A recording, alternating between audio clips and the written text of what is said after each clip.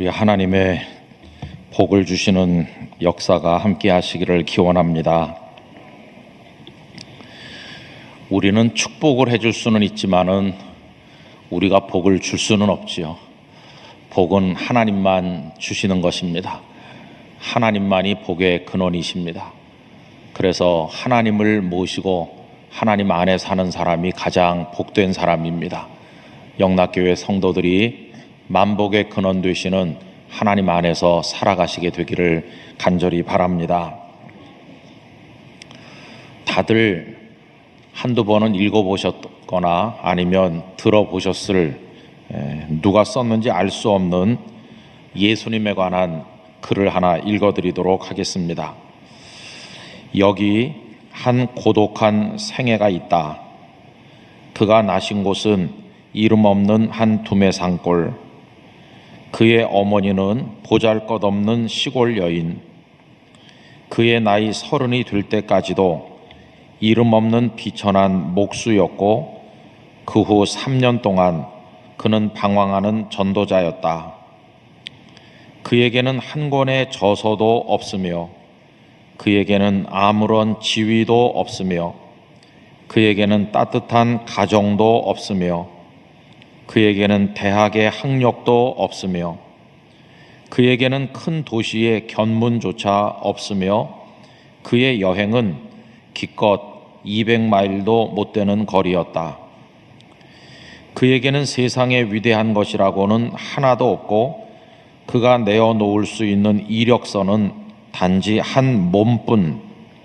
그 자신의 삶은 이토록 비참했던 것, 3년의 전도와 사랑의 실천 뒤에도 그에게 돌아간 것은 오히려 무리들의 배척이었고 제자들의 배신과 부인이었다. 그리고는 원수에게 넘겨져 조롱과 재판을 받고 마침내 십자가에 못 박혀 죽었더니라. 하지만 그 뒤 2000년이 지난 오늘 그가 인류의 역사를 이끌어온 중심, 보라, 이 인류의 역사에서 그토록 호령하던 장군들은 얼마나 많았으며 그토록 영화를 누리던 제왕들은 또 얼마나 많았던가. 그러나 이 모든 사람들로도 인류 역사에 남기지 못했던 큰 일을 이룩하신 것은 예수 그리스도, 그의 한 고독한 생애여라. 이렇게 되어 있습니다. 여러분, 이분은 예수님을 고독한 분으로 이해했습니다. 예수님께서 고독하시다. 다른 말로 바꿔 말하면 하나님의 고독입니다. 하나님께서 고독하셨다는 것을 우리 성도님들 어떻게 생각하십니까? 오늘 읽은 본문 말씀을 다시 한번 보시면 24절, 안나스가 예수를 결박한 그대로 대제사장 가야바에게 보내니라. 지난번에도 말씀을 드린 것처럼 겟세마네 동산에서 체포되신 예수님께서는 안나스에게로 먼저 끌려가셨습니다. 안나스에게 끌려가신 것은 마태, 마가, 누가복음에는 없고 요한복음에만 기록되어 있다고 그랬습니다. 그래서 안나스 앞에 서셨던 예수님께서는 방금 전에 읽은 것처럼 그 다음에는 가야바에게로 끌려가셨습니다. 정확히 말하면 가야바의 집에서 열린 혹은 가야바의 법정에서 열린 산헤드린 공회에 끌려가셨다고 말할 수 있겠습니다. 그런데 요한복음에서는 가야바의 그 산헤드린 법정에서 있었던 일은 생략하였습니다. 마태, 마가, 누가 복음에 자세히 나와 있기 때문에 생략을 하고 그 중간에 베드로가 예수님을 부인했고 닭이 울었다는 이야기를 지난 수요일에 생각한 것처럼 기록한 이후에 오늘 본문 28절로 넘어오면 막바로 예수님께서 관정으로 끌려가셨다고 기록하고 있습니다. 이 관정은 총독 빌라도가 업무를 보는 그의 관저를 말하는 것입니다. 그러니까 겟세마네에서 안나스에게로, 그리고 가야바 산헤드린 공회 법정으로, 그리고는 이제 빌라도 총독에게로 끌려가신 겁니다.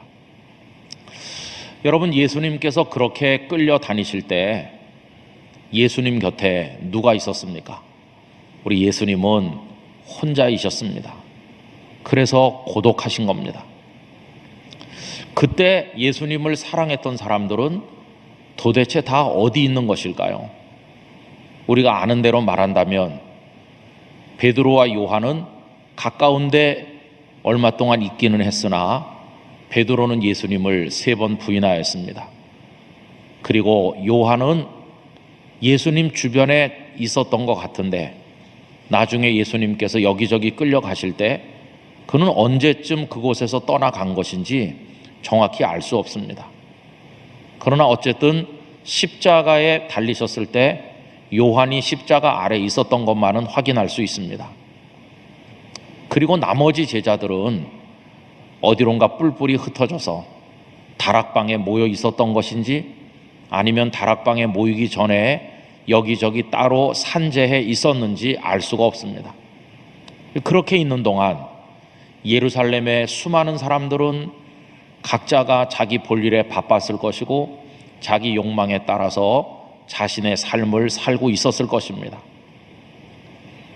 예수님께서 안나스에게로, 가야바에게로, 빌라도에게로 끌려가시는 바로 그 동일한 시간에 다른 데서는 많은 사람들이 왁자지껄하면서 이미 유월절 절기가 시작이 되었기 때문에 그 속에서 사람들을 만나고 뭔가를 하면서 살아가고 있었을 것입니다. 그들은 예수라 불리는 한 선생님께서 그렇게 홀로 끌려다니시며 고독한 걸음을 걷고 있다는 사실을 전혀 알지 못했을 것입니다.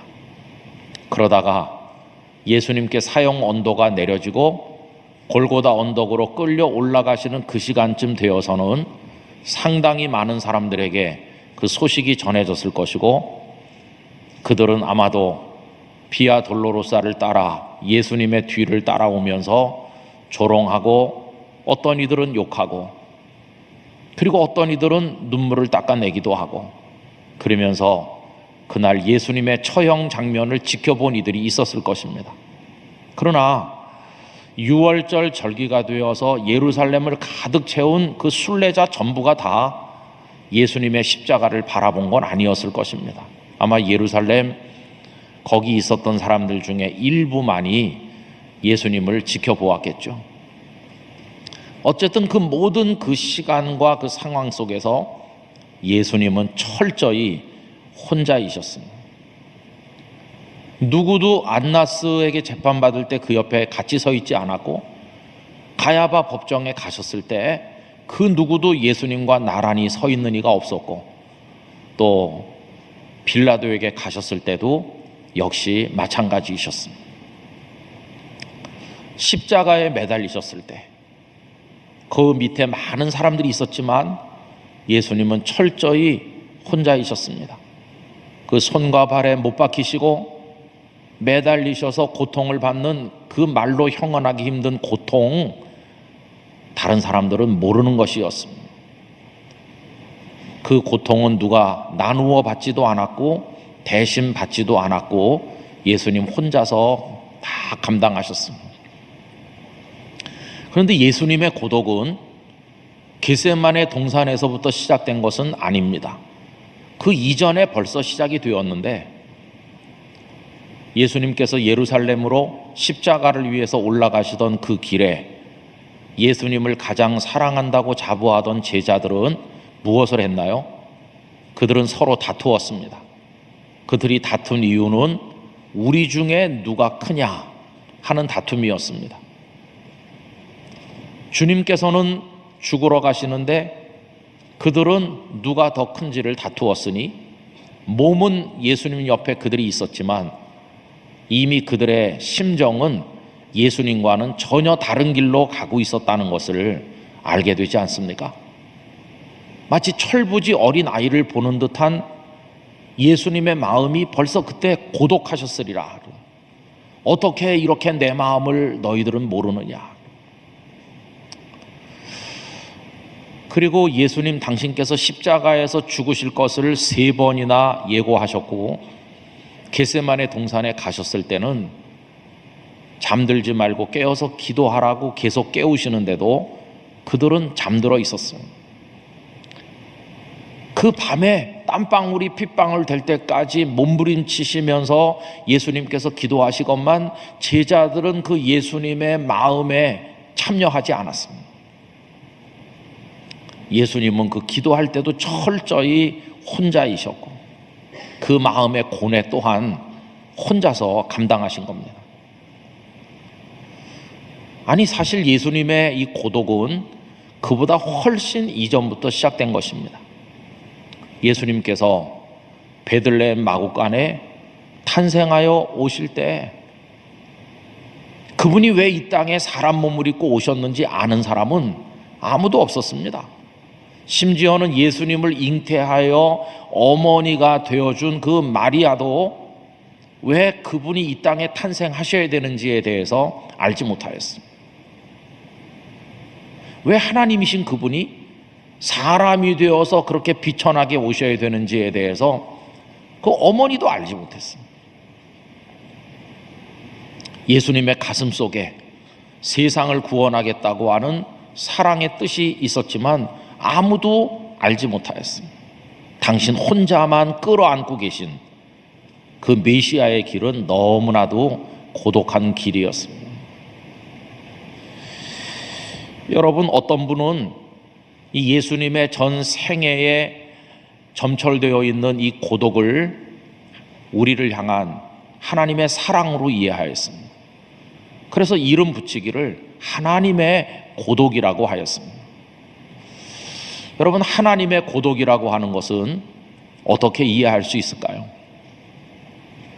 근데 우리도 약간은 하나님의 고독을 이 땅에 살아가는 동안에 조금은 느껴볼 수 있습니다. 제가 아주 간단한 예를 하나 들어보면 이런 게 있습니다. 아버지가 하루 종일 힘들게 일하고 온 몸이 땀에 젖어서 저녁 늦게 퇴근하셨어요. 그런데 마침 그 집에 이웃집에서 막 냉장고에 넣어가지고 시원하게 되어 있는 감주, 식혜를 이렇게 한 병 가지고 와서 그 집에 줬다고 해봅시다. 그 집 아이들이 올망졸망 서너 명 있어요. 어린 것들이 철이 없죠. 근데 아버지가 땀을 많이 흘리시고 들어왔으면 철 있는 자녀들 같으면 아버지 우리 옆집에서 이렇게 맛있는 식혜를 주셨어요. 이거 막 얼음이 둥둥 떠 있는데 우선 이거 한 대접 드시고 땀부터 좀 식히세요. 이렇게 하면서 아버지께 그걸 드려야 되는 거 아니겠어요? 그런데 꼬마들이 자기들끼리 하는 말이 아빠는 식혜 안 좋아하셔. 이러면서 자기들끼리 먹는 거예요. 그럼 언제 아빠가 식혜를 안 좋아한다고 하셨나? 그 언젠가 전에 그 비슷한 상황이 있었는데 아버지가 그 자식들 먹이느라고 아유, 아빠는 식혜 별로 안 좋아해. 너희들 먹어. 이렇게 한마디 했더니 다른 건 다 까먹으면서 그건 마음에 깊이 새겨가지고 아빠는 식혜를 안 좋아해. 그러면서 자기들끼리 먹어치우는 거예요. 그 철없는 어린 것들을 내려다보는 아버지의 마음은 어떤 것일까요? 그게 고독한 것입니다. 그래, 너희들 다 먹어. 맛있게 먹고 잘 놀아. 아버지라고 그거 들고 싶지 않으시겠어요? 아버지도 한 대접 잡수시고 싶지만 그 철없는 것들을 격려하면서 너희들 다 먹어라 이렇게 말씀할 때 그 아버지의 고독, 그 고독이 자식들에게는 어떻게 전달되는 겁니까? 배려와 사랑으로 전달되는 거예요. 여러분, 하나님 아버지께서 고독하시다는 것은 하나님은 그 아버지와 같은 것이고 우리들은 그 철부지 꼬마와 같은 건데 그 고독이라는 아픔을 하나님께서 감당하심으로써 독생자 예수님께서 이 세상에 오신 겁니다. 그래서 우리가 구원을 받게 된 것입니다. 이 하나님의 고독은 결국은 우리를 향한 하나님의 사랑이라는 것을 알 수 있습니다. 그래서 예수님 이 땅에 탄생하실 때부터 방금 전에 말씀드린 것처럼 십자가를 향해서 나아가시는 모든 길이 예수님께서 고독하셨다, 혼자이셨다. 안나스에게로, 가야바에게로, 빌라도의 관정으로 가시는 그 모든 길이, 그 골고다로 올라가는 모든 길이 철저히 혼자이셨는데, 그 혼자이신 그 길이 우리를 향한 사랑이었다 하는 것을 깨닫게 된다는 것입니다. 우리 영락교회 성도님들께서 이 주님의 고독을 잘 깨닫게 되시기를 바랍니다. 주님의 마음이 어떤 것이었는가를 잘 아실 수 있으면 좋겠다는 생각이 듭니다. 그럼 여러분, 주님이 그렇게 고독한 메시아의 길을 걸어가셨다고 한다면 우리는 어떨까요? 저는 우리 인생도 근본적으로 고독한 존재라고 생각합니다. 여러분, 고속도로에서 운전을 해보신 경험들이 다 있으실 거예요. 고속도로에 얼마나 많은 차가 올라옵니까? 한남대교를 넘어서 경부고속도로를 진입해서 저 한 수원 근처까지 가는 동안에 차가 너무 많아서 아마 고생해 보신 경험들이 있으실 거예요. 그 많은 차들이 어디선가 올라와서 그냥 나란히 앞에 뒤에 같이 달리잖아요.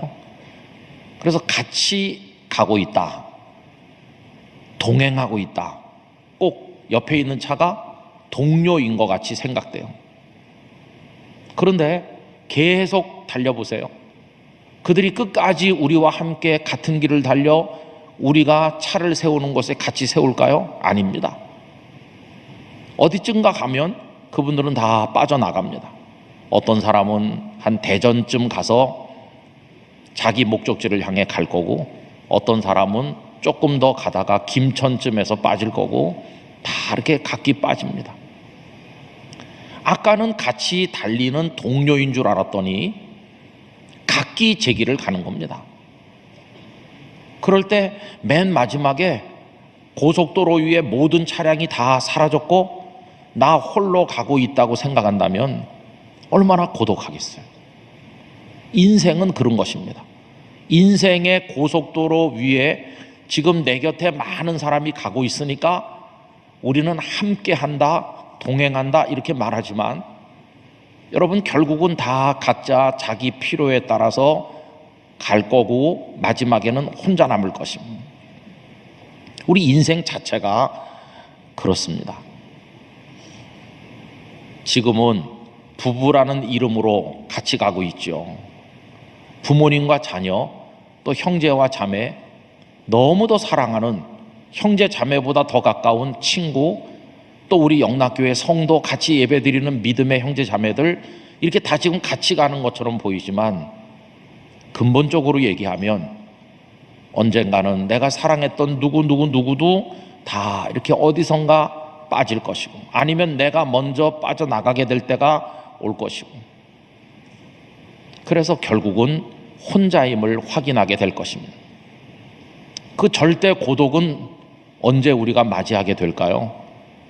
그건 다른 게 아니라 이 세상을 떠나게 되는 그 순간이 될 때 주께서 우리의 호흡을 멈추시고 우리를 부르시는 그 시간이 되면 내 옆에 가족들이 울기도 하고 막 만지면서 엄마 아버지를 부르기도 하고 여보 여보 그러면서 하고 막 하겠지만 그 죽음이라는 요단강을 건너서 하나님께로 나가는 그 순간에 우리 각자는 절대 고독한 개인으로 서 있는 것입니다. 그래서 여러분, 근본적으로 그 존재 자체가 우리도 고독한 존재다 하는 것을 이야기할 수밖에 없습니다.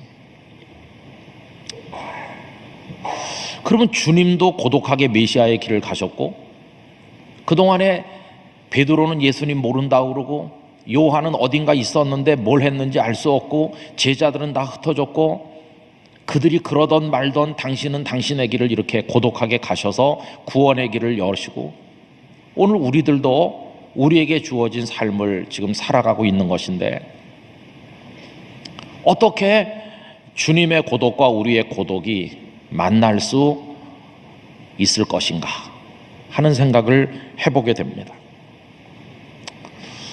우리 영락교회는 예배당이 크고 성도들도 많으시고 그래서 그런 느낌을 갖기가 쉽진 않았습니다만은, 부산에 있을 때 새벽에 나와서 주일 하루 종일 예배당에서 성도들과 함께 머물러 있죠. 북적대면서 그 교회 마당에 나와서 성도들하고 인사하고 이렇게 지내고, 이제 그 주일에 드리는 찬양 예배까지 다 끝나고 모든 게 끝납니다. 근데 나중에는 오후로 시간을 변경했지만, 그 예전에는 그 찬양 예배를 저녁에 드렸습니다. 저녁 7시에 찬양 예배를 드리고 한 8시 반쯤 되면 성도님들이 다 이렇게 가시죠. 그때는 제가 교회 안에 살았습니다. 예배당을 짓느라고 교회 재정이 없어서 또 사택을 다 팔아가지고 건축에 보태서 이제 교회 안에 조그맣게 또 수리를 해갖고 공장 건물 일부를 사택으로 꾸며서 들어와 살기도 하고 그랬습니다. 가족들도 다 이제 들어가고 교회 마당에 저 혼자 서 있는 거죠. 한 9시, 10시쯤 될 때까지 목양실에 있다가 나오면은 캄캄한데 아무도 안 계시죠. 그러면서 하늘을 이렇게 쳐다보고 또 어둠에 묻혀있는 예배당 건물을 이렇게 쳐다보면서 그 마당에 혼자 서 있으면 참 마음이 뭐라고 표현하기가 어렵더라고요. 주님, 오늘도 많은 분들이 이 마당을 밟고 갔습니다. 아이들도 왔었고 어른들도 왔었고 다 오셔서 예배하고 반갑게 만나고 같이 밥 먹고 뭔가를 하시고, 그리고 지금은 다 가시고 여기 저 혼자 있습니다. 그분들은 다 어디로 가셨을까요? 주님, 그분들도 각자 자기의 길로 다 이렇게 흩어져서 갔고, 다음 주일날 여기서 얼굴을 다시 만날 수 있을 것인지, 오늘 그렇게 악수하면서 헤어진 게 마지막이 될지 알 수가 없는데, 주님, 우리 성도들이 다 각기 자기들의 길을 걷기 위해서 지금 출발했는데 제가 그분들과 함께 동행할 수가 없으니 주님께서 그분들과 함께 동행해 주시옵소서, 이런 기도를 마음으로 드리는 거죠. 그 중에는 마음이 너무 아픈 성도도 있고, 가정에 우환이 있는 성도도 있고, 부부간의 갈등이 너무 깊어서 고민하는 이들도 있고, 사업이 풍전등화인 그런 분들도 있고, 어려운 문제 앞에 서 있는 그런 성도들도 있는데 제가 같이 가지 못하잖아요. 저는 여기 있는 것이고 그분들은 각자 외로운 자기의 길로 가셨구나. 누가 그분들 곁에서 그분들의 가는 길에 위로가 되고 동행이 되줄 수 있을까? 그런 기도를 이제 드리고, 그리고는 마지막에 이런 생각이 드는 거죠. 주님, 이제 저도 저의 길을 가겠습니다. 목사인 저도 목사이기 전에 한 사람으로서 저의 길을 가는 거죠. 저의 길은 어딜까요? 한 아주머니와 애들이 기다리고 있는 곳이 저의 길이죠. 그래가지고 들어가면 아빠 왔다 이렇게 하면서, 그때는 애들이 다 어렸으니까 올망졸망한 애들이랑 같이 다 이렇게 모이는 거죠. 그래서 오늘 별일 없었냐고 뭐 얘기를 듣기도 하고, 그리고 아이스크림을 갖다 놓고 밤에 열을 식히면서 먹기도 하는데, 하루 종일 했던 말이 입에 붙어가지고 기도하자 이렇게 하면 될 걸, 여러분 기도하겠습니다. 그러면 애들이 깔깔깔깔 웃으면서 여기가 교회인 줄 알아봐 그러면서 뒤로 나가 넘어지죠. 그리고 이제 아이들이 다 잠들고 가만히 있으면 이런 생각이 드는 거예요. 지금 우리가 가족이 돼가지고 함께 여기 있는데 얘네들하고 나하고 언제까지 같은 인생의 도로를 달릴 것인가? 언젠가 나는 이 아이들을 남겨놓은 채로 먼저 내 인생의 길을 따라 빠져나갈 때가 있을 것이고, 그럼 이 아이들은 남겨진 채로 자기 인생의 드라이브를 또 계속해야 되는데, 주님, 이들이 가는 그 길이 고독한 길이고, 그럴 때 주님께서 이들과 동행해 주세요. 여러분, 그렇게 우리는 지금 살아가고 있는 것입니다. 저는 모세의 고독을 생각해 봤어요. 성경에 여러 인물들이 등장하지만 하나님께서 모세를 마치 친구처럼 생각하시고, 모세와 하나님께서 얼굴을 대면하여서 같이 보면서 대화했다. 하나님께서 모세를 어쩌면 그렇게 가까이 하셨을까? 이런 생각이 들었습니다. 통하는 게 있지 않았을까? 하나님과 모세 사이에. 그게 뭐였을까? 생각해 보니까 하나님의 고독을 모세도 느끼고 있었으리라 하는 것이. 여러분, 모세가 장정만 60만이 넘는 부녀자들까지 수백만 명이 되는 이스라엘 백성들 한복판에 있었지만 얼마나 고독했습니까? 물론 형님 아론이 있었죠. 누이 미리암이 있었죠. 그러나 그 형님 아론이나 누이 미리암이 모세에게 위로가 됐나요?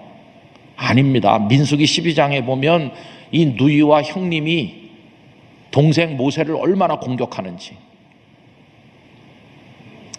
너만 지도자가 될 수 있느냐? 우리도 하나님께 계시를 받는다는 식으로 하면서, 그때 모세는 온유함이 세상 모든 사람보다 뛰어나서 1절 말하지 않았다고 그랬는데, 같은 어머니 아버지에게서 태어난 누이도 형님도 그렇게 모세를 공격하고, 가데스 바네아에서 정탐꾼을 보냈다가 돌아온 그 이후에는 백성들이 모세에 돌을 던져서 죽이려고 했을 정도니까 얼마나 그가 외로웠겠어요. 그런데 그 백성들이 그에게 돌을 던지려고 할 정도로 고통을 받을 때 누가 그 옆에 있습니까? 그냥 철저히 혼자인 겁니다. 그가 자초한 건 아니죠.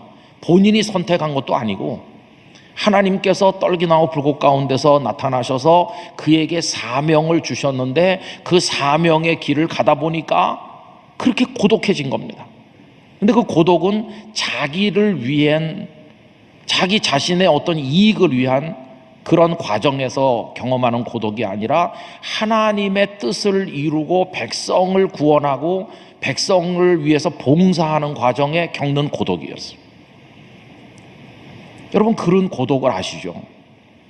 아마 교회에서도, 부서에서, 교회 학교에서 혹은 여러 모임에서 열심히 충성하시고 헌신하는데 아무도 내 수고를 알아주지 않을 때 너무하다, 이런 걸 아마 느껴보신 적이 있으실 겁니다. 나 혼자 외톨이다, 어떻게 사람들이 아무도 나를 이해해 주지 않나. 여러분, 그때 조금 우리는 하나님의 고독을 맛볼 수가 있게 되는 것입니다. 저는 우리 선배 목사님들을 통해서 그런 고독으로 괴로워하는 걸 여러 차례 본 적이 있습니다. 그 목사님께서 교회를 위해서 어떤 제안을 하고, 그 제안을 하기까지는 많이 기도했고 당신이 먼저 크게 헌신했고 그러면서 이렇게 뭔가 했는데 손바닥도 마주쳐야 소리가 나는 건데, 그렇게 믿었던 장로님들도, 기도 많이 한다는 권사님들도 아무도 목사님의 그 손바닥에 마주쳐주는 이가 없을 때, 내가 왜 이런 고생을 하지? 내가 뭐 하자고 이런 수고를 하지? 하나님 앞에 나가서 엎드리면 눈물밖에 나는 게 없고, 주님, 내가 왜 아무도 박수 쳐주지도 않는데 이 길을 내가 왜 가야 되는 것입니까? 그때 너무나 고독하죠. 근데 그게 주님의 고독인 것이에요. 주님께서 안나스, 가야바, 빌라도 법정, 그리고 골고다 언덕 이렇게 올라가시고 할 때 아버지 하나님을 향하여서 내가 왜 이 길을 이렇게 고독하게 가야 되는 것입니까? 그렇게 했을 때 그게 하늘 아버지의 뜻을 이루기 위한 것이죠. 내 뜻대로 마옵시고 아버지의 뜻대로 되기를 원합니다라고 기도하신 그 기도의 길이, 사명의 길이 고독한 길이고 주님의 그 고독이 있었기에 오늘 우리가 구원받은 하나님의 사람이 된 것입니다. 하나님께서 모세와 얼굴을 마주 보면서 친구처럼 대면하셔서 같이 대화한 이유가 뭐냐 하면은 모세가 그 고독을 알거든요. 하나님도 우리를 위해서 고독하시거든요. 하나님의 우리를 사랑하기 때문에 겪으시는 고독과 모세가 자기 동족을 사랑하기 때문에 겪는 고독이 같은 성격에 통하는 고독인 것이, 하나님께서 모세에게 야, 너랑 나랑 닮았구나. 너 내 마음을 좀 알 수 있을 것 같다. 너랑 나랑 좀 통할 것 같다. 그러면서 모세와 하나님께서 대면하시는 거예요. 그래서 제가 오늘 이 말씀, 모세와 하나님 사이의 그런 관계, 이런 걸 깊이 요 며칠 동안 생각하는 중에 이런 걸 깨달았어요. 하나님과 가까워지기를 소원한다면, 하나님과 동행하고 하나님과 통하기를 원한다면 하나님의 고독을 우리도 이해해야 되고 때로는 경험해야 되는구나. 저는 우리 영락교회 성도들께서 이렇게 무거운 마음의 짐, 감당하기 힘든 영적 고독과 괴로움, 이런 거 경험하지 않고 그냥 복되게 사시길 원하지만은 여러분, 우리가 복음의 길, 주님의 제자의 길을 가다 보면 고독할 수밖에 없습니다. 우선 코로나 상황에서 많은 직장이 당신 교회 가지 마시오,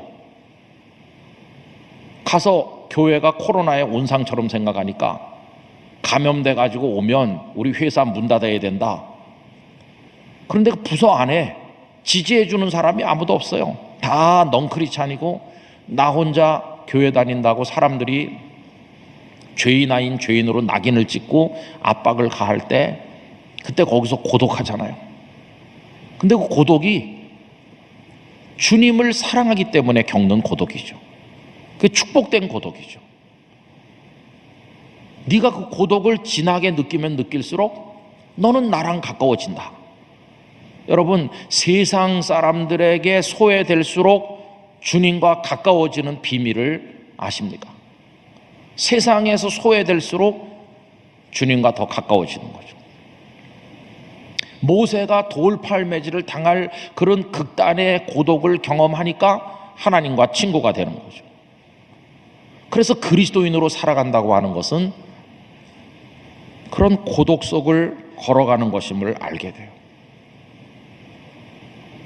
스데반 집사님께서 사내들인 공회 앞에 서셔서 말씀을 전했을 때 그 공회원들이 다 분노하면서 돌을 들어서 즉석에서 스데반 집사님에게 불법 처형을 했는데, 그때 돌에 맞으면서 스데반 집사님이 그들을 위해서 기도를 하고 내 영혼을 받으시옵소서 할 때, 여러분 사도행전 7장 끝에 보면 그의 얼굴이 해처럼 빛이 나고, 그때 주님께서 그를 보고 계신 거예요. 주의 보좌, 거기 주님이 계시면서 지금 스데반이 겪고 있는 그 극도의 고통, 다 돌을 던져서 숨이 끊어질 때까지 그에게 돌팔매질을 하는데 거기 홀로 겪고 있는 스데반의 그 고독, 죽음에 이르게 되는 그 고독을 보면서 주님은 그를 끌어안아 주시기 위해서 준비하고 계신 거죠.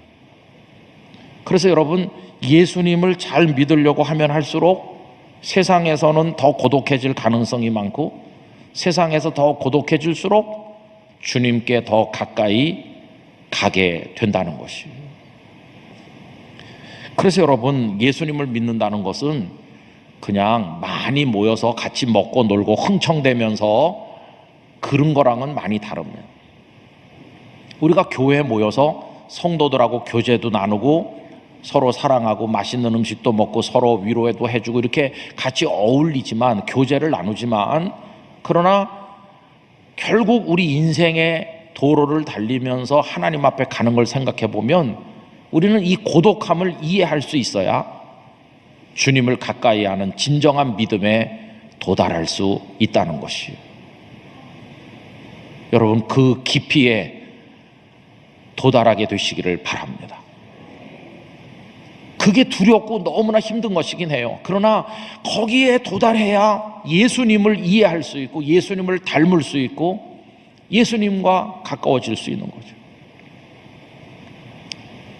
사실 오늘 우리 한국교회의 영성이 너무 빈약해진 것은 그런 고독의 차원에 이르려 하지 않기 때문이 아닌가 하는 생각을 가질 때가 많이 있습니다. 그래서 여러분, 주님, 저 지금 마음이 너무나 아픕니다. 너무나 힘이 듭니다.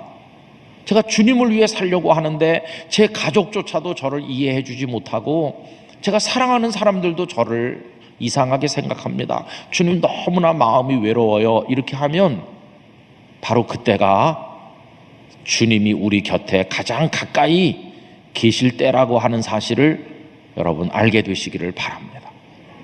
그래서 진정한 위로자는 주님밖에 없다는 것을 그 순간 알게 되는 것이에요. 정말 나를 위로해 주시는 분은 주님밖에 없으시구나. 욥의 고독을 우리는 알지 않습니까? 욥이 하루아침에 다 잃어버리고 몸에 병들고 지금 그런 상황인데 가장 그에게 위로가 돼야 될 그 아내가 이러고도 뭐 하나님을 믿겠느냐 하는 식으로 비난하면서 당장 하나님을 저주하고 죽으시오. 아니, 이 가장 가까운 줄 알았던 아내가 그렇게 말할 때 이 세상에 홀로 던져진 욥의 고독을 그 친구들도 모르잖아요. 친구들도 와서 얼마나 그를 힘들게 했나요? 그런데 마지막에 42장에 가보면 하나님께서 욥의 손을 들어주시는 건데 그때 욥의 그 마음을 하나님의 마음이 감싸 안으시는 거죠. 그래서 신앙의 세계는 이 세상에서의 살아가는 것과는 다른 측면이 많다는 것입니다. 여러분, 사막의 수도사들, 홀로 주님을 만나기를 원했던 분들의 영적인 어떤 구조라고 할까, 그런 게 아니겠어요. 모세의 광야 한없이 넓었습니다. 광야, 미디안 광야. 그런데 거기서 고독했죠. 감옥의 독방 아주 좁습니다. 그런데 독방에서도 고독하죠. 종종 말씀드린 리차드 범브란트 목사님, 그 작은 독방에 긴 세월 갇혀 있으면서 처음에는 너무도 고통스럽고 괴로워서 몸부림을 쳤는데 나중에는 홀로 가만히 있으면서 그 고독의 맛을 보는 순간 그 고독의 기쁨을 느끼고 고독 속으로 깊이 들어가면서 주님을 알게 된 것이죠. 주님과 하나가 되는 경험을 하게 됐는데 깊은 고독 속에서 주님이 가장 가까이 계시다는 사실을 역설적으로 더 진하게 알게 되었다는 것입니다. 그러니까 성도에게 있어서 살아가는 모든 인생의 국면에 버려진 듯하고 마음이 아프고 소외되고 고독한 것 같은 그런 어려운 때가 우리에게 올 때 여러분, 그때를 고통이라고 여기지 말고 그 고독이 창조적 고독이 되고 주님을 위한 고독이 되도록 승화시킨다면 우리는 고독을 통해서 강해질 것이고 주님과 가장 가까이 동행하는 사람이 될 것입니다. 여러분, 마스크 다 하나씩 받으시죠? 북한 선교 이제 주일을 우리 주간에 선교 대회를 하면서 거기 이제 동행 12,000km 이렇게 쓰신 마스크를 받으셨는데 그 동행 12,000km 참 마음이 저리는 표현이죠. 북한 땅을 출발해서 중국을 거쳐 몽골 혹은 여러 나라 동남아시아까지 내려갔다가 어렵고 힘들게 목숨의 위기를 넘기면서 대한민국 땅에 오기까지 12,000km다 해가지고 우리가 30일 기도 제목을 가지고 이렇게 하고 있는데 그 동행이라는 이름을 붙였어요. 그 탈북할 때 같이 압록강 두만강을 건너서 함께 3, 3, 5 이렇게 오신 분들이 진짜 문자 그대로 동행인데 그래서 대한민국 땅에 같이 도착했을 때 그분들 정말 동행이다. 그러나 이 땅에 오셔서 그분들이 살아가는 삶 또한 아까 제가 말씀드린 것처럼 각자 길을 가다가 언젠가는 때가 되면 옆으로 나가야 되는 거겠죠. 여러분, 이 땅의 동행은 얼마 동안은 가능하나 영원히 가능하지는 못하다는 걸 알 수 있어요. 그런 의미에서 우리는 고독한 사람이죠. 그때 그 고독한 우리 곁에서 같이 고독하시지만 우리에게 위로가 되시는 분은 주님 한 분밖에는 없는 것입니다. 주님 한 분뿐이에요. 심지어는 배우자가 나를 이해 못하고 내 자식도 나를 이해 못하고 가장 사랑했던 친구도 내 마음의 한 조각을 몰라주는 그런 절대 고독 앞에 서고 마지막에 내 호흡이 멈추는 그 최후의 순간이 왔을 때도 그래도 나를 붙드실 분은 주님밖에 없어요.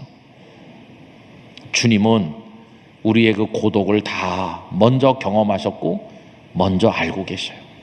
십자가에 매달려서 다 이루었다고 하시고 아버지여 내 영혼을 부탁하나이다라고 하시면서 숨이 넘어가시는 그 순간에 마지막 고독을 이미 다 겪으셨기 때문에 저와 여러분이 앞으로 걸어가게 될 그 길을 주님은 이미 다 알고 계시고 이미 경험하셨기 때문에 그때 우리가 주님을 바라보면 주님이야말로 진정한 위로자로 우리를 보듬어 안아주실 것입니다.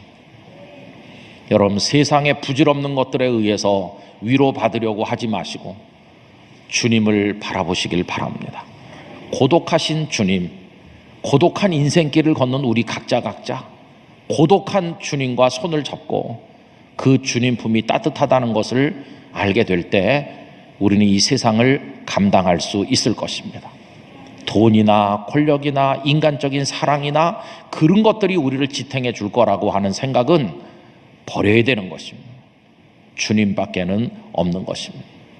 그 주님의 고독 덕분에 우리가 죄와 사망에서 건짐을 받고 사탄의 자식에서 하나님의 자녀가 된 걸 생각해 본다면 얼마나 감사한지 말로 다 할 수가 없는 것입니다.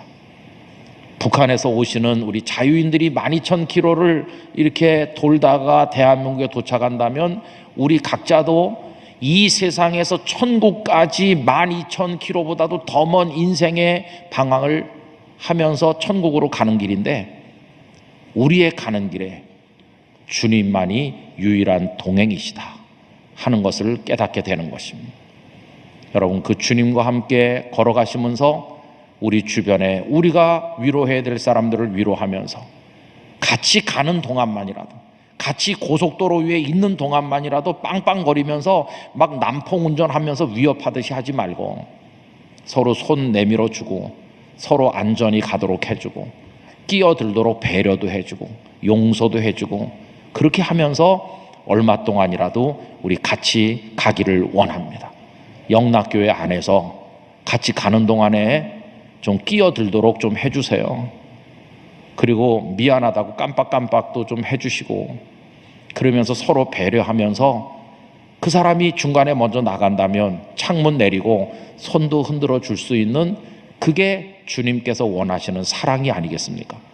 그렇게 하면서 우리 각자에게 주어진 길을 걸어가게 되기를 원합니다. 나중에 주님의 나라에 도착했을 때 우리와 동행해 주신 그리고 고독한 우리 마음을 다 알아주신 우리 때문에 고독하셨던 그 주님의 품에 우리 모두가 안기게 되기를 간절히 기원합니다. 기도하겠습니다.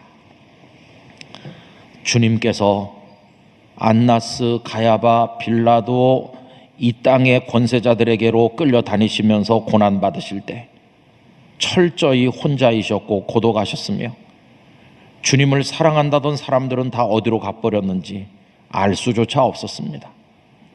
아버지 하나님, 저희도 주님의 고독의 그 은혜로 인하여 구원에 이른 사람임을 알게 하여 주시고 우리도 이제 주님으로 인한 고독을 경험하고 복음을 위한 고독을 경험하면서 주님과 가까워지도록 인도하여 주시고 주님의 품에서 위로받으며 우리 인생 여정이 끝나는 그날까지 사랑하며 달려가게 하여 주시옵소서. 자유인 34,000명을 놓고 그분들이 복음 통일의 기수가 되기를 원하면서 또 북한을 품고 기도하고 있습니다. 하나님께서 이 일에도 은혜와 축복을 내려 주시옵소서. 예수님의 귀하신 이름으로 기도드리옵나이다. 아멘.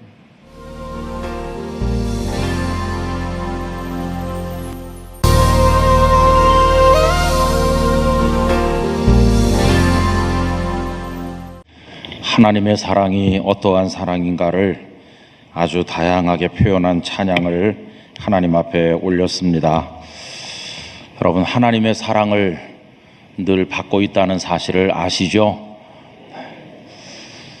우리가 많은 경우에 안타까운 것은 사랑을 받는 줄을 모를 때가 있다는 것입니다.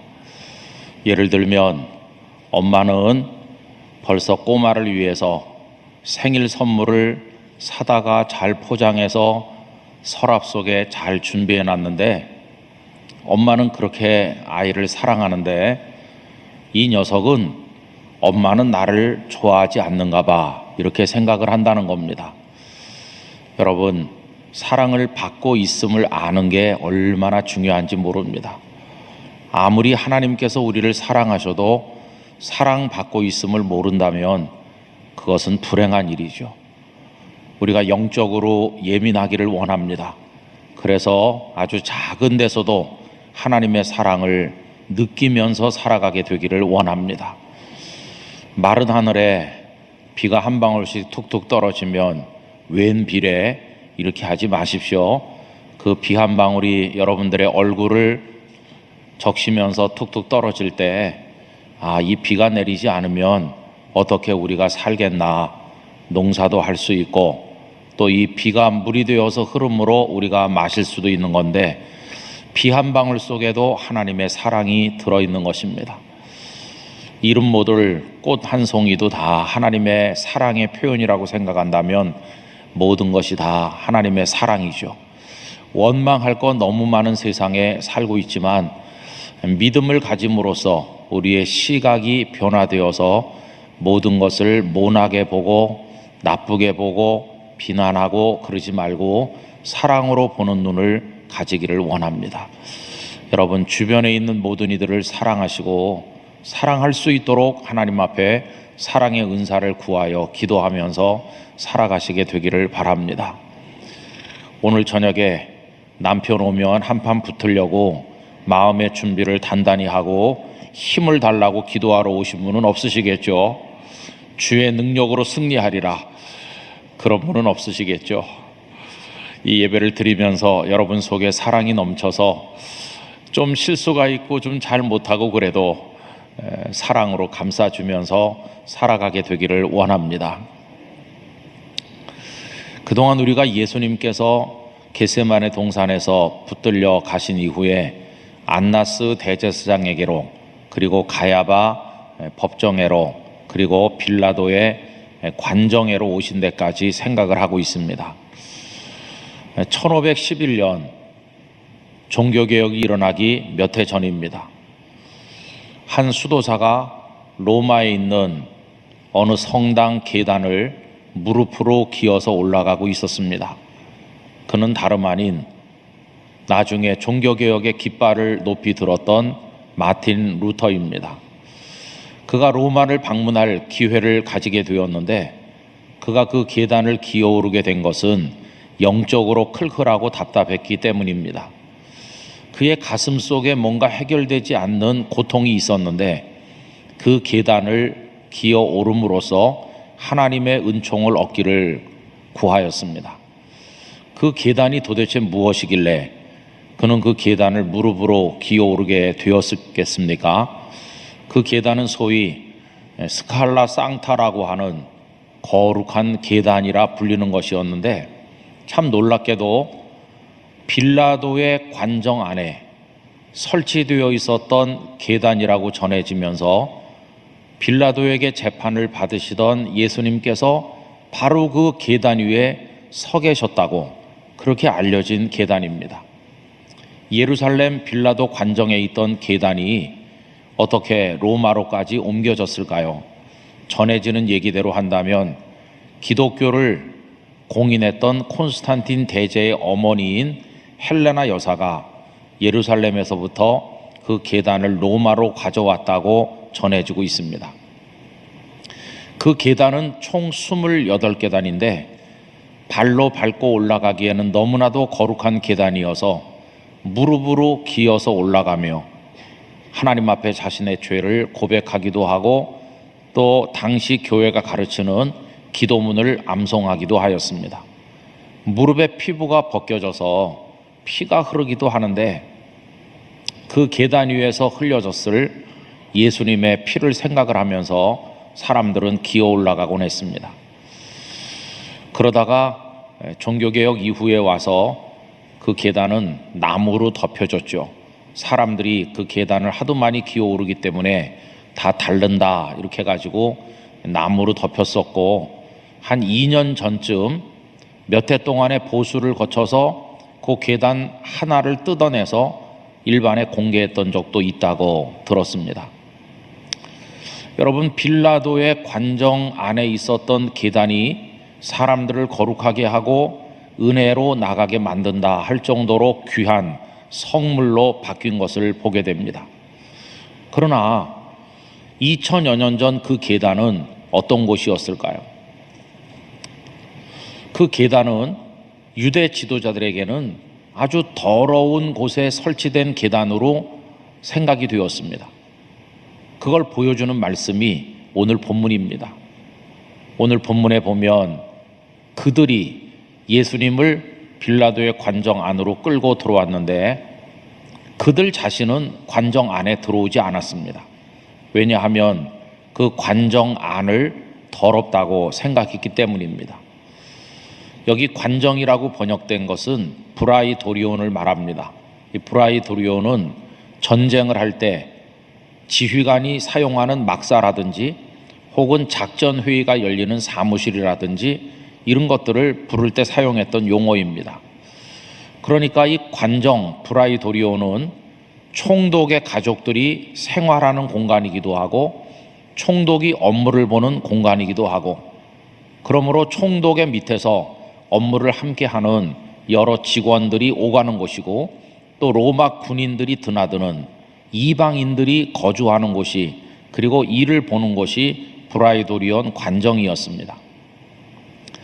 그런데 이때는 마침 6월절이고 그 유대 지도자들은 자신들은 정결하게 6월절 절기를 지켜야 된다고 생각했기 때문에 그 관정에 들어가려고 하지 않은 것입니다. 그들은 이방인을 하나님의 사람으로 동등하게 생각하지 않았습니다. 이방인을 얼마나 멸시했나 하는 것을 여러분들이 잘 아시지 않습니까?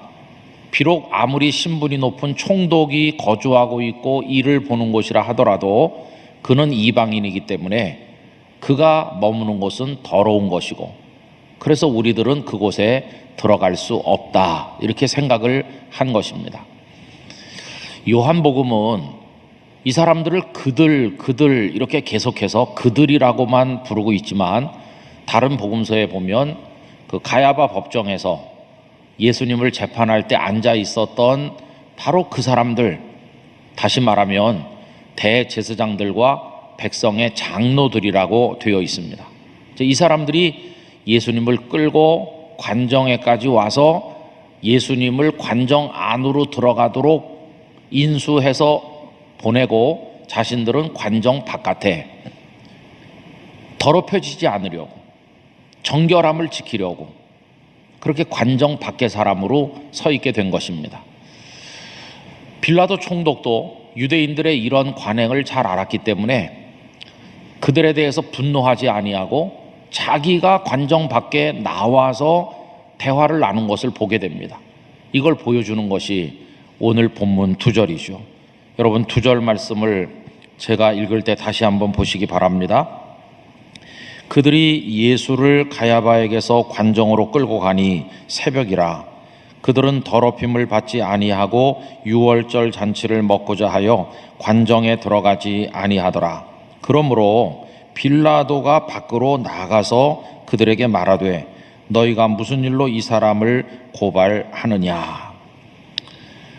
그러니까 유대 지도자들과 그 뒤를 따라온 많은 백성들은 관정 바깥에, 지금 관정 안에 있는 이는 빌라도와 그의 가족들과 그 밑에 수하들과 그리고 한 분 예수님, 관정 안에 이렇게 지금 있는 겁니다. 그래서 이 유대 지도자들은 세상을 둘로 나누었습니다. 관정 밖과 관정 안으로 나누었습니다. 이걸 다른 말로 바꿔 말하면 정결한 곳과 부정한 곳으로 나눈 것입니다. 또 다르게 바꿔 말하면 정결한 사람과 부정한 사람으로 나눈 것입니다. 그러면서 자신들은 당연히 정결한 사람이고, 그러니까 정결한 곳에 있어야 되는 것이고, 그러니까 관정 안에는 들어갈 수 없다고 생각한 것입니다. 그들이 자기 자신을 정결한 사람이라고 생각한다는 것은 뒤집어 말하면 다른 사람은 부정하다고 정죄하고 있음을 보여주는 겁니다. 그들이 자기들이 있는 관정 바깥이 정결하다고 생각한다는 것은 다르게 말하면 저 관정 안은 더러운 곳이라고 생각하고 있음을 보여주는 것입니다. 여러분, 이런 정함과 부정 사이에 무서운 이분법적인 구분은 이 세상에 참 마음 아픈 차별로 존재하고 있습니다. 그래서 역사적으로 우리 사회 안에도 그런 일이 많이 있었지만 언제나 이렇게 둘로 나눠오질 않았습니까? 옛날에 신분 사회였을 때는 남자와 여자가 나뉘어 있었습니다. 여성들은 투표권도 없고 남자들과 겸상해서 밥을 먹지도 못하고 사람으로 인정받지 못한 때도 있었고, 사람의 숫자를 셀 때 여성은 아예 포함되지도 않았던 때가 많았습니다. 또 그런 신분제 사회에서 양반과 상놈의 구별이 있어서 우리 조선시대 때 얼마나 그 차별이 심했나 잘 알고 계시지 않습니까? 뭐 이런 식으로 나누어온 차별들이 많이 존재하는데, 그 중에서 유대인들에게는 정결한 자와 부정한 자라고 하는 아주 무서운 차별이 있었습니다. 여러분, 이건 사회적 차별 정도가 아닙니다. 그냥 부자, 가난한 사람, 남성, 여성 뭐 이런 사회적 차별 정도가 아니라 정결과 부정이라고 하는 것은 하나님 앞에서의 이야기고, 이거는 죽음으로 연결되는, 정결한 자는 사는 것이고 부정한 자는 죽는 거다, 이렇게 연결되는 아주 무서운 구분이었음을 우리가 알고 있습니다. 근데 지금 여기 세상을 둘로 나눠서 정결함과 부정함으로, 그리고 자신들은 정결한 자로 정결한 곳에 있는 사람으로 그렇게 하고, 저 관정 안에 있는 저자들, 아마 그들은 그렇게 생각했겠죠. 조금 더 낮춰서 말하면 저것들, 이렇게 무시했겠죠. 그들은 다 부정한 자고 따라서 하나님의 심판을 받을 자라고 생각했을 겁니다. 빌라도 총독이 관을 쓰고 화려한 옷을 입고 그들 앞에 나왔을 때 이 제사장들이 고개를 숙였겠지만 마음속으로는 더러운 녀석, 이렇게 생각했겠죠. 비록 총독이지만 하나님의 진노를 받을 자, 부정한 자, 우리와 상종할 수 없는 자, 우리는 너의 관정에 발을 들여놓지 않는다. 이게 제사장들과 백성의 장로들의 마음속에 있었던 생각이었지 않겠습니까? 여러분, 여기서 우리는 이런 관정 바깥과 관정 안의 구도를 생각해 보면서 우리도 혹시 관정 바깥의 사람으로 자처한 적은 없었나 하는 질문을 우리 스스로에게 해봐야 됨과 동시에, 지금까지 살아오면서 관정 안의 사람으로 여겨짐으로써 슬프고 좌절했던 적은 없었나 하는 생각 또한 해보지 않을 수 없다는 것입니다. 가만히 이 말씀을 묵상을 하노라니까 어떤 때는 우리 자신이 관정 바깥의 사람으로 처신했을 때도 많았다는 생각이 들기도 하고, 어떤 때는 관정 안의 사람으로 다른 이들에게 멸시당하면서 슬픔을 겪었던 적도 있었구나 하는 것을 깨닫게 됩니다. 여러분, 그렇다면 이게 우리들이 살아가는 모습이라면 우리 예수님께서는 어떻게 하셨을까요? 여러분, 예수님께는 관정 안과 관정 밖이 구별이 없습니다. 예수님은 둘로 나누지 않으십니다. 예수님의 눈으로 보면 이 세상 전체가 빌라도의 관정과 똑같습니다. 여러분, 관정 바깥에 있는 이 제사장이나 백성의 장로들이 정결한 게 맞습니까? 아닙니다. 그들은 그저 전통적으로 내려오는 자기들의 유전과 그 율례에 따라서 이방인과 상종하지 않겠다고 하는 그런 생각을 했을 뿐이지, 사실은 누가 더 더러우냐 이렇게 묻는다면 지금 가장 더러운 자들이 바로 그들입니다. 왜 그러냐 하면 하나님의 아드님을 죽이려고 지금 따라다니고 있는 거 아닙니까? 하나님의 아들을 죽이려고 하는 죄보다 더 더러운 죄가 어디 있겠어요? 그들은 지금 아주 더러운 시궁창에 빠져 있으면서도 자기들이 더러운 줄을 모르는 무서운 착각 속에 있는 것입니다.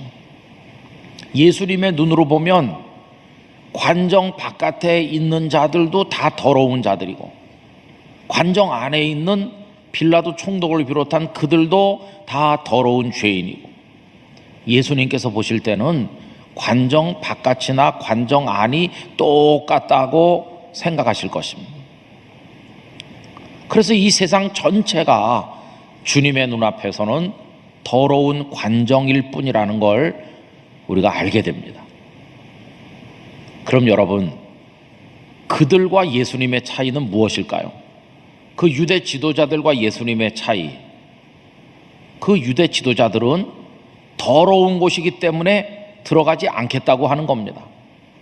그러나 우리 주님 예수님께서는 이 세상이 더러운 곳이기 때문에 들어가지 않겠다고 말씀하시는 분이 아니시고, 반대로 이 세상이 더럽기 때문에 내가 들어가야 되겠다고 하면서 이 땅에 탄생하셨습니다. 여러분, 이 차이는 엄청난 것입니다. 어떤 이들은 더러움을 피해가지만 예수님은 더러움 한복판으로 걸어 들어오셨습니다. 그럼 피해가려는 사람은 왜 피해가려는 것이고, 예수님은 왜 더러움 한복판으로 들어오시는가? 그 차이가 무엇일까요?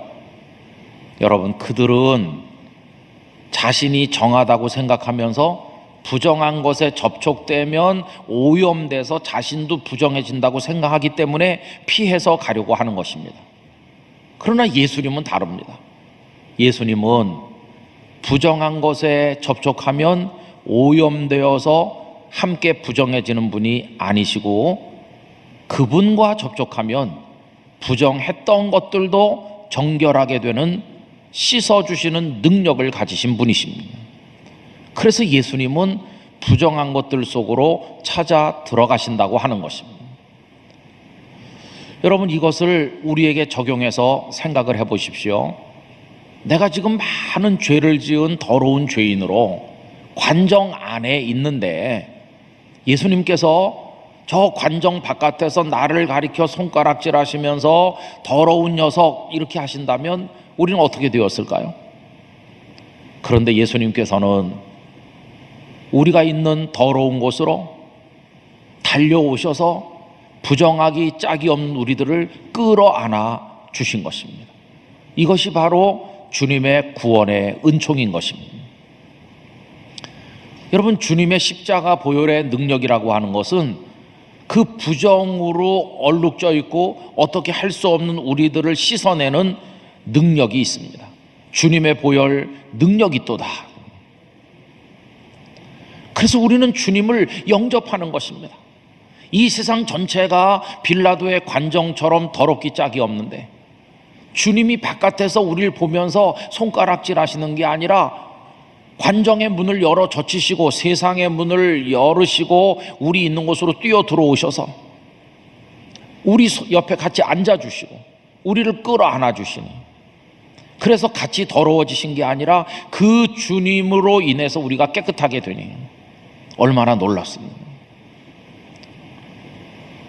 그래서 여러분, 예수님께는 관정 밖과 관정 안의 구별이 없다는 것을 알게 되고, 우리를 찾아서 부정한 곳에 있는 우리에게로 오신 예수님이심을 깨닫게 된다는 것입니다. 주님으로 인해서 정결케 되는 은혜를 우리 모두가 풍성하게 경험하게 되기를 원합니다. 주님으로 인해서 나같이 부정한 죄인이 깨끗해졌어요. 씻김을 받았어요. 그게 기독교 복음의 가장 기본적인 이야기 아니겠습니까? 여러분, 제가 종종 말씀드렸습니다마는 마가복음 2장 13절과 14절을 자주 비교해서 말씀드렸는데요. 마가복음 2장 13절에 보면 예수님께서 어느 날 바닷가로 나가시니까 큰 무리가 모였을 때 그들에게 말씀을 가르치셨다 하는 게 13절입니다. 거기는 사람들이 많이 모여서 북적대면서 흥청대는 곳입니다. 그런데 그 14절은 예수님께서 바닷가 모임이 끝난 다음에 레위라고 불리던 세리를 찾아서 그의 사무실을 열고 들어가신 이야기가 나옵니다. 이 13절과 14절은 여러 가지로 비교된다고 말씀드렸죠. 13절은 많은 사람이 있고 14절은 레위 한 명이 있습니다. 13절에는 그들이 스스로 찾아온 것이고 14절은 레위가 예수님을 찾아온 것이 아니고 예수님께서 레위를 찾아가신 것입니다. 여러분, 기독교 복음의 원리는요, 우리가 하나님을 찾아가는 게 아니라 하나님께서 우리에게 다가오시는 것입니다. 전에도 말씀드렸죠. 야곱이 외삼촌 라반의 집으로 가다가 이름 모를 들판에서 돌멩이를 베개하고 잘 때 하늘에서 사다리가 내려왔는데, 그리고 천사들이 내려왔다 올라갔다 하면서 야곱을 지켰다고 그랬는데, 이 창세기 28장의 이야기를 아우구스티누스는 고백록에서 설명하면서 왜 하나님께서는 사다리를 내려보내셨느냐, 야곱이 사다리를 만들어 하나님께 닿도록 세울 수 없기 때문에, 다시 말하면 인간이 무능하기 때문에 하나님께서 은혜의 사다리를 내려보내 주신 것이고, 그러면 왜 천사들을 내려보내셨느냐? 아무리 사다리를 내려보내도 인간은 연약하기 때문에 그 사다리를 밟고 하나님께 올라갈 수 없는 무능한 존재이므로 하나님의 사자들을 내려보내 주신 것이다. 그래서 그는 하나님의 은총으로 구원받는 원리를 설명하면서 사다리가 내려오는 것이지 우리가 사다리를 세우는 게 아니고, 하나님의 사자가 내려오는 것이지 우리가 밟고 올라가는 게 아니고, 은혜라고 하는 것은 위로부터 우리에게로 내려오는 것이지 우리가 올라가서 따가지고 오는 게 아니라는 걸 설명하였습니다. 여러분, 우리가 하늘나라에 가서 예수님을 모셔온 게 아닙니다. 주께서 이 땅에 찾아오신 것입니다.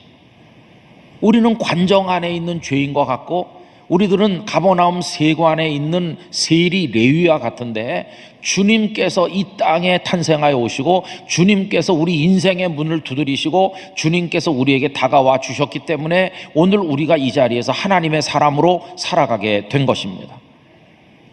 그게 복음을 통해 주시는 놀라운 은총입니다. 그런데 그때 예수님께서 13절까지만 하시고 14절을 하지 않으셨다면 어떻게 됐을까요?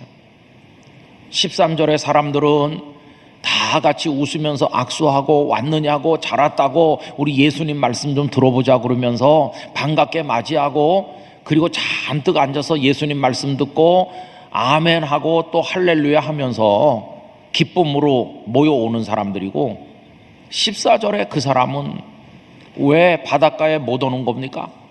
부정한 죄인이니까. 세리 주제에, 세리가 무슨 인간이라고 이 자리에 오겠어? 세리는 동물만도 못해. 여러분, 거기도 관정 밖과 관정 안으로 나뉘어지고 있잖아요. 바닷가에 모인 사람들은 자신들을 관정 바깥에 부정한 사람들과는 다른 깨끗하고 좋은 사람들이라고 해서 모여온 거고, 그들이 손가락질하는 세리 레위, 그가 앉아있는 세관 사무실, 그거는 관정 아니죠. 거긴 부정한 자들이나 있는 곳이죠. 여러분, 이 구조는 복음서에 계속되고 있습니다.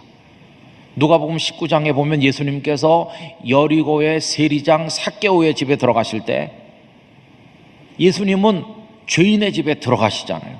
세상에 들어오시듯이 죄인 삭개오의 집에 들어가셔서 부정한 그를 정결케 만들어 주시는데, 사람들은 삭개오의 집 대문 바깥에까지 가서 엿보면서 자기들은 들어가지 않죠. 왜? 그건 세리의 집이니까. 여기 빌라도 관정에 들어오지 않는 그 마음과 똑같은 거죠. 그러면서 예수님께서 그의 집에 들어간 걸 두고 비아냥거리고 저 예수가 죄인의 집에 들어갔도다, 이렇게 하지 않았습니까? 여러분, 거기서 그들이 복음을 이해하지 못하고 있다는 걸 그대로 보여주는 거죠. 우리 예수님은 관정 안에 들어오시는 분이십니다. 세리의 집에 들어가시는 분이십니다. 단지 공간에 들어가시는 분이 아니라 그 심령 깊은 곳에 들어가시는 분이십니다. 거기서 울고 쓰러져 외로움 속에 몸부림치는 희망 없는 죄인들의 영혼을 어루만져 주시고, 거기 쌓여있는 더럽고 시커먼 죄를 당신의 십자가 보혈로 깨끗하게 씻겨주시는 분이 우리 주님이십니다. 그 주님은 관정 안으로 오셔서 오늘 우리들을 정결케 하시고 하나님의 사람으로 만들어 주신 것입니다.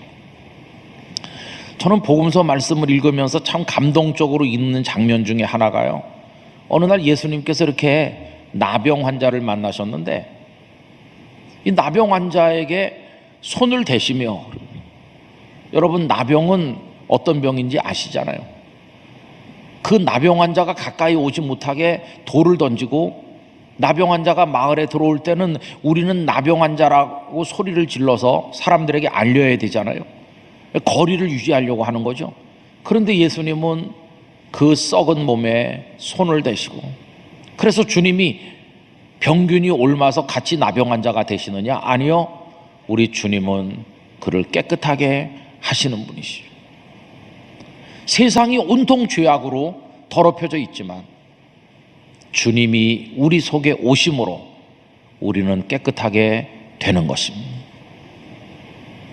저는 오늘 두 가지를 그래서 말씀드리고 싶습니다. 첫째는 관정 안의 존재로 죄인으로 고통받고 살던 우리들이고 자칭 깨끗하다는 사람들에게 멸시받던 우리들인데, 이제는 더 이상 거기 매여 살 필요가 없다는 것입니다. 왜냐하면 주님께서 우리가 있는 관정 안에 오셔서 당신의 보혈로 우리를 깨끗하게 씻어 주셨기 때문입니다. 여러분, 더럽다고 생각할 때마다 주님의 손을 붙드시길 바랍니다. 주님과 접촉되는 순간 우리는 깨끗해질 것입니다.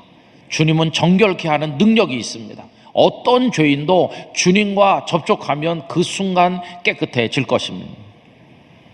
그게 첫 번째 이야기고, 두 번째 이야기는 더 이상 우리들의 마음속에 관정 안과 밖을 나누어서 다른 사람들을 관정 안의 사람으로 정죄하는 일을 절대로 해서는 안 되겠다고 하는 것입니다.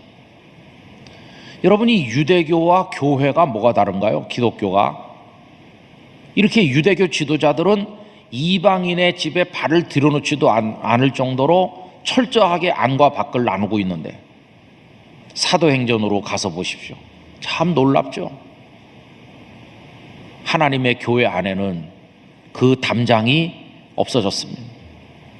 안디옥 교회, 이방인들이 많은 교회지만 거기 유대인 출신의 교회 지도자들, 바나바, 바울, 이들이 이방인들과 다 같이 있어서 함께 하나님의 백성 된 걸 기뻐하면서 함께 예수 그리스도의 보혈로 구원받은 믿음의 형제 자매임을 확인하면서 하나님 앞에 영광과 찬송을 올리지 않습니까?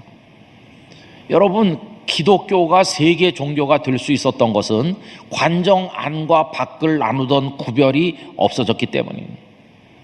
그래서 복음은 이방인도 그 안에 끌어안았고, 복음 안에서 노예로 살던 사람들도 들어와서 주인에게 형제라고 불리우는 영광을 얻었고, 복음 안에서 여성들도 더 이상 차별당하지 아니하고, 교회에서 중요한 복음의 사역을 감당하는 하나님의 딸들로 존경받게 되었고, 이 복음은 그 모든 것들을 다 끌어안아서 그 안에서 하나를 이루는, 일치를 이루는 놀라운 역사를 나타내 보인 것입니다.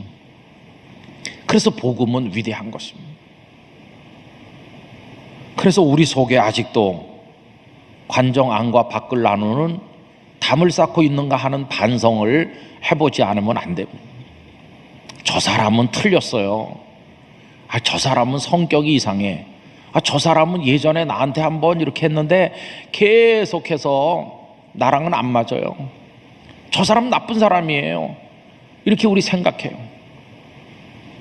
무서운 안과 밖의 구별이 우리 속에 있다면 주님은 말씀하실 것입니다.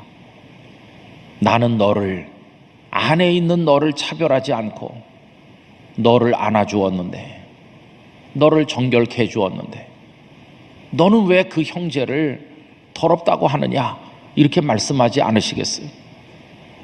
저는 그런 의미에서 우리 주변의 인간관계가 작든지 크든지, 또 혹은 영락교회 같이 성도들이 많이 드나드는 이런 교회든지 간에 이 담장을 없애기 위한 거룩한 노력을 계속해 나가게 되기를 원합니다. 여러분, 어떻게 그것을 허물 수 있을까요? 예수 그리스도께서 우리에게 베푸신 그 사랑을 깊이 기억하는 것 외에는 다른 방법은 없을 것입니다. 주께서 먼저 나를 사랑하셨는데 내가 다른 사람을 무시해서야 되겠나, 이렇게 생각하면서 모든 사람을 향해서 나가실 수 있는 사랑의 도전을 하시게 되기를 부탁드립니다.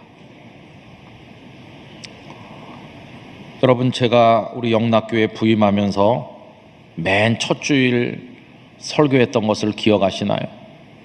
저는 가끔씩 저의 초심을 잃어버리지 않기 위해서 영락교회에서 했던 첫 설교를 듣곤 합니다.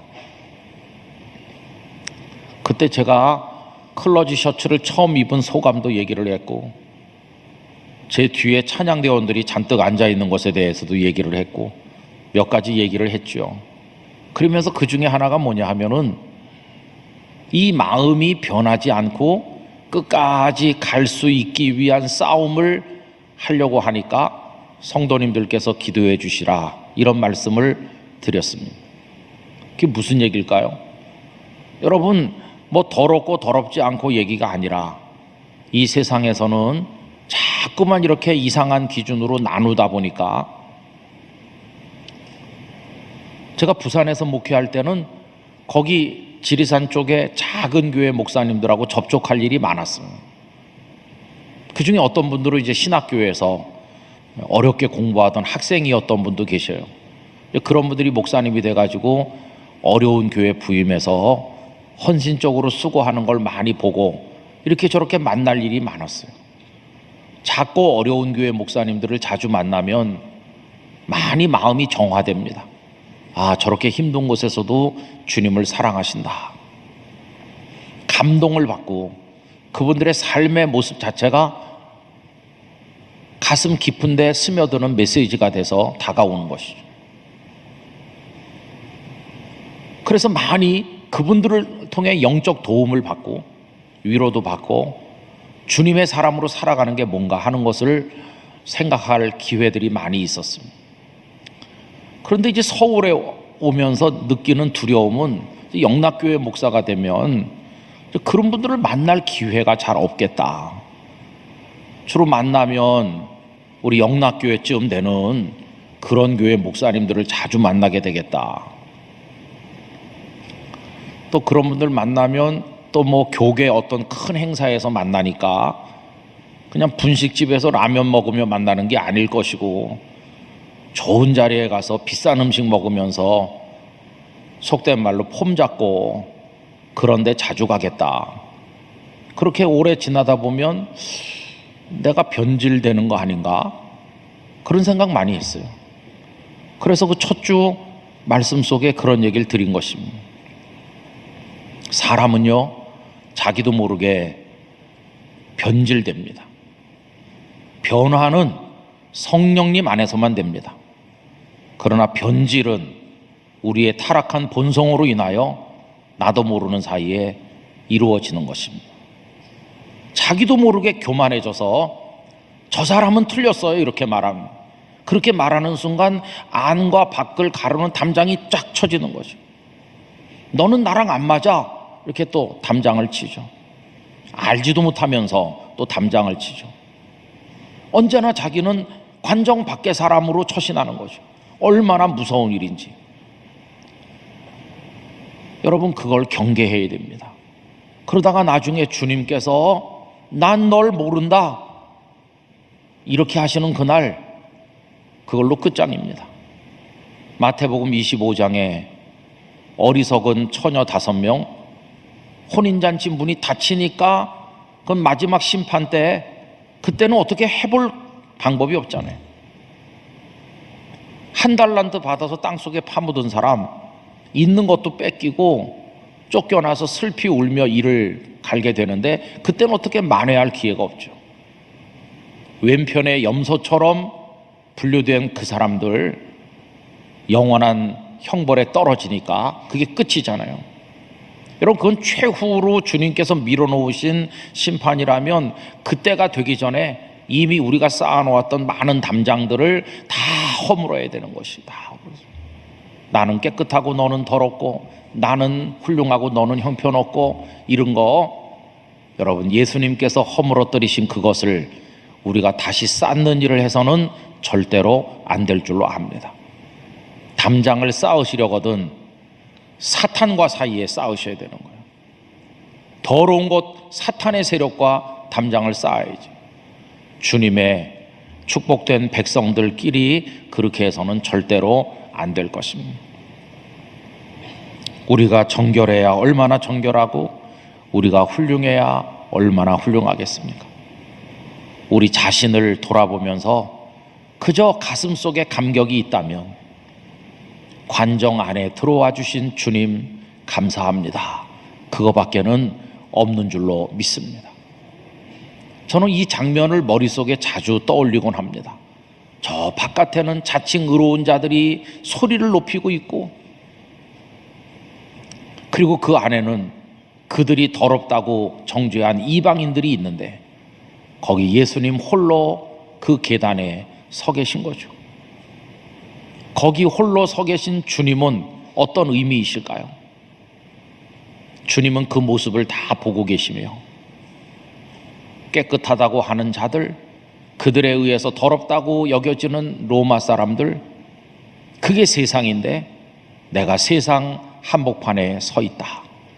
그리고 이제 곧 이 재판이 끝나면 이제 곧 저 골고다 언덕에 너희들을 위해서 내가 우뚝 설 것이다. 내 피가 흘러내려 적시는 모든 곳에서 모든 부정한 것들이 씻겨지고, 갈라 터졌던 것들이 다 싸매지고, 담장 쌓았던 것들이 다 무너지고, 하나님의 사람으로 사랑 안에서 하나 되기를, 그러면서 우리 주님은 그곳에 서 계셨던 게 아니겠습니까? 여러분, 그리스도인으로 산다는 것은 그 주님을 바라보는 것입니다. 대제사장을 바라보는 것도 아니고 총독을 바라보는 것도 아닙니다. 우리는 오직 그 주님만을 바라보는 것입니다. 아까 맨 처음에 그 스칼라 상타라고 하는 계단 얘기를 말씀드렸습니다마는, 그 계단은 나중에 어떻게 됐을까요? 사람들은 그 계단이 예수님이 서 계신 계단이었다고 하면서 로마로 옮겨서 무릎으로 기어 올라가고 나무로 덮어서 그걸 보호하고 거룩한 계단이고, 그 계단이 자신을 구원할 것처럼 생각하지만, 그건 또 하나의 담장을 쌓는 어리석은 일이 되고 말았습니다. 그래서 너는 그 계단을 몇 번 기어 올라갔느냐?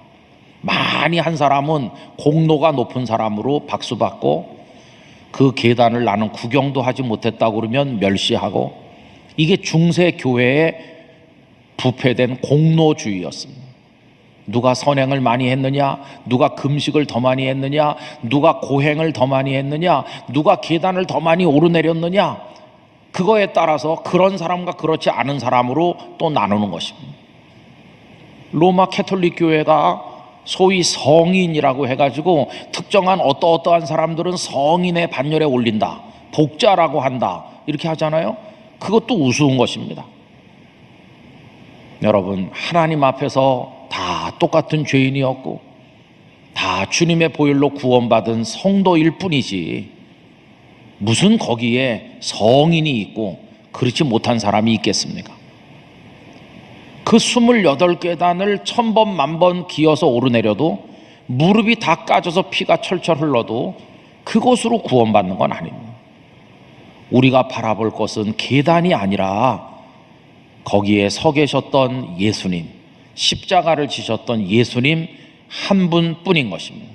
주님만이 우리를 정결케 하시는 생명의 구주이기 때문입니다.